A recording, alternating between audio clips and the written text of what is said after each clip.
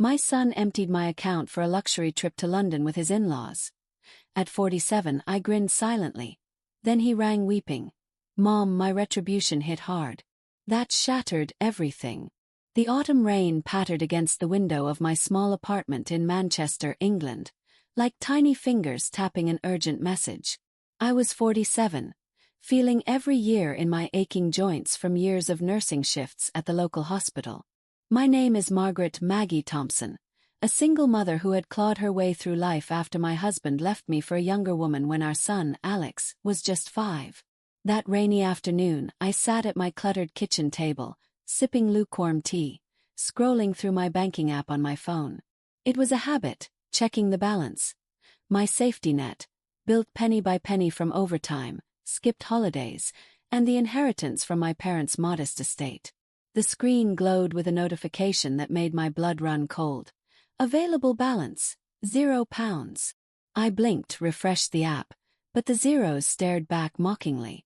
My hands, calloused from years of lifting patients and scrubbing floors, began to tremble. This couldn't be right. I had over £75,000 in there. My life savings, the fund for a small house someday, or at least a comfortable retirement. Panic surged as I dialed the bank, my voice steady despite the storm inside. After navigating the automated menu, a human voice finally answered. Mrs. Thompson. Yes, the transfers were made online yesterday. Large wire transfers to an account in the name of Alexander Thompson. My son's name.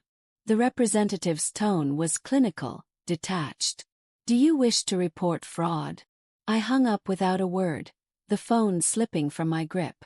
The kitchen clock ticked relentlessly, the only sound besides the rain.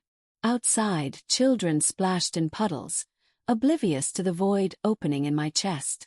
Alex, my only child, the boy I'd raised alone, sacrificing dates, vacations, even my health for his education and dreams. He'd become a mid-level accountant in London, married to Sophia, a polished marketing executive from a well-off family. Her mother, Victoria, was a retired socialite who never hid her disdain for my working-class roots. I grabbed my old laptop, fingers fumbling as I logged into Instagram. There they were, Alex, Sophia, and Victoria, posing in front of Big Ben, then at a posh hotel in Kensington. Captions gushed about family adventures in London and deserved luxury. Sophia's comment, "Thanks for making this possible. Moneybag airplane," with a wink emoji. My stomach twisted. They'd used my money for this. A lavish trip, 5-star hotels, fine dining, theater shows. Alex had access to my accounts from years ago, when I trusted him to help with taxes. No tears came. Instead, a cold smile crept across my face as I stared at the screen. It wasn't joy. It was the dawn of something darker, a realization that the woman who'd given everything now had nothing left to lose. In that moment, at 47, I felt a shift. From victim to something primal, vengeful. Flashback to my youth. I was 22 when Alex was born, a fresh-faced nurse in a bustling Manchester hospital. His father, David, was a charming salesman who promised the world but delivered only heartbreak. He left us with a note and a stack of bills. I worked double shifts, leaving Alex with neighbors or in daycare. "We'll make it, little man," I'd whisper, rocking him to sleep after midnight feeds. By the time Alex was 10, I'd saved enough for a tiny flat. I sold my wedding ring to fund his school trips, skipped meals so he could have new clothes. At 15, he dreamed of university. I took on night classes myself to become a senior nurse, funneling every extra pound into his future. "Mom, you're my hero," he'd say, hugging me tight. Then came Sophia. They met at uni. She was elegant, ambitious, from a family with holiday homes and private schools. Victoria, her mother, eyed me like a relic at their engagement party. "How quaint, a self-made woman," she'd sneer. I paid for half the wedding, even though it strained my budget. Alex drifted after that. Fewer calls, visits only on holidays. "Sophia's family has big plans, Mom. You wouldn't understand." A week before the theft, I'd visited their sleek London flat, bringing homemade shepherd's pie. Sophia wrinkled her nose. Oh, Maggie, how rustic. Alex avoided my eyes. Later he asked for my bank details again, just for some investment advice. I gave them, trusting blindly. Now, staring at those Instagram posts, the betrayal sank in. They weren't just taking a trip. They were erasing me. In Rome. Wait, no, London in this story. They laughed in photos at Buckingham Palace, sipping champagne at the Ritz. Sophia's story. Living our best life. No regrets. Victoria's comment. Finally, some class. I didn't scream. I brewed another tea, sat in the dim light and planned. At 47, with no family left, I had time. And a network from years in healthcare. Friends in law, finance, even a retired detective from the hospital security team. The next morning, the rain had cleared, but my resolve hardened like frost on the windows.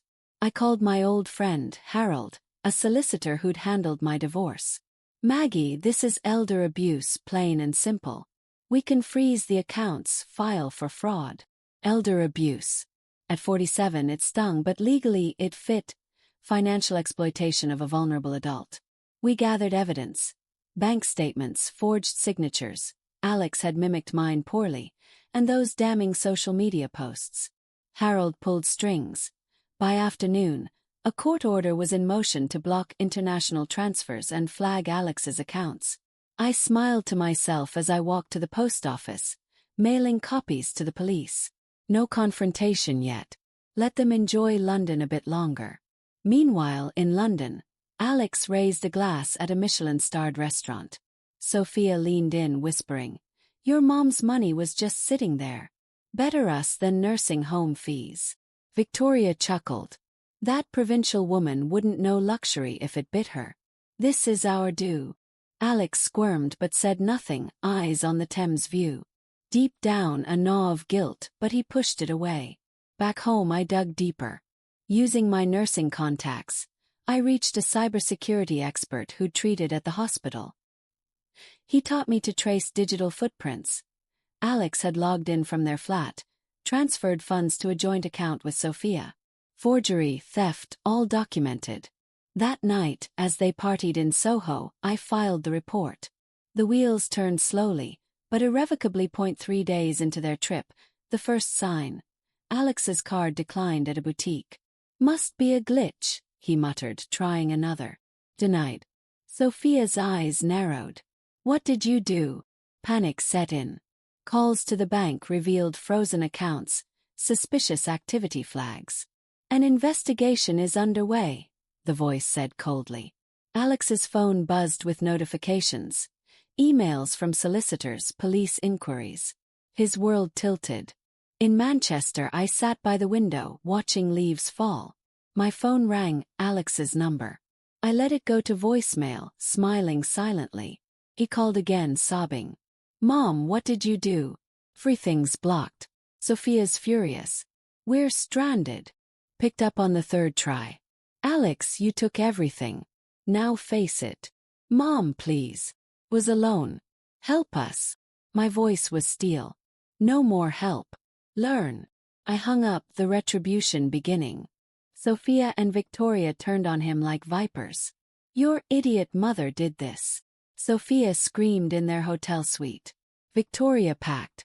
I'm out. Handle your mess. Alex alone, begged the hotel for time, sold watches for cash. He overheard Sophia on the phone. Plan B. Ditch him, take what's left. Betrayed twice, he crumbled. In Manchester, Harold updated me. Charges pending, theft, forgery. Interpol alert if he fled. I visited my doctor. Stress had exacerbated my arthritis, but I felt alive, empowered. Alex returned to London, met by police. Questioned, he confessed partially. Sophia vanished with Victoria. Accounts drained further. He called me daily, pleading. I sent a letter. You were my world. Now rebuild yours. 47, I started anew. Classes, friends, even dating. The money recovered partially through courts. Years later, Alex reformed, working humbly. He visited, apologized. I forgave, but boundaries set. The horror was in the betrayal's depth, the realistic pain of family fractures. My smile that day, the birth of strength,